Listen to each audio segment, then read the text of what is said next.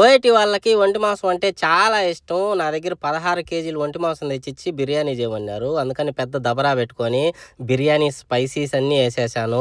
Onion పొడి, మిర్చి పొడి అన్నీ వేగిన తర్వాత అల్లం పేస్ట్ పొడి, అల్లం పేస్టు పచ్చివాసన పోయిన తర్వాత ఒంటి మాంసం అంతా పొడి, ఇవి పోడిన తర్వాత లాస్ట్‌లో టమోటా పొడి, బాగా కరిగిన తర్వాత టమోటా మసాలా పొడి, అలాగే పెరుగు పొడి ఇవన్నీ మిక్స్ చేసిన తర్వాత కొత్తిమీర పొడి, అలాగే పుదీనా పొడి, టమోటా పేస్ట్ పొడి ఇవన్నీ వేసుకొని బాగా ఉడకబెట్టుకోవాలి.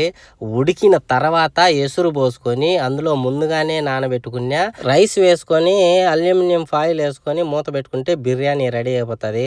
తర్వాత తీసుకెళ్ళి కోయేటోళ్ళకి బిర్యానీ కుడి, అలాగే డక్కూస్ కుడి, చట్నీ కుడి ఇవన్నీ తీసుకెళ్ళి దివాణీలో పెట్టేస్తే హ్యాపీగా వాళ్ళందరూ కూర్చొని తిని సూపర్గా ఉందబ్బా అని చెప్పారు. మీరు మాత్రం వీడియోని సబ్స్క్రైబ్ చేసుకోండి అబ్బా. థ్యాంక్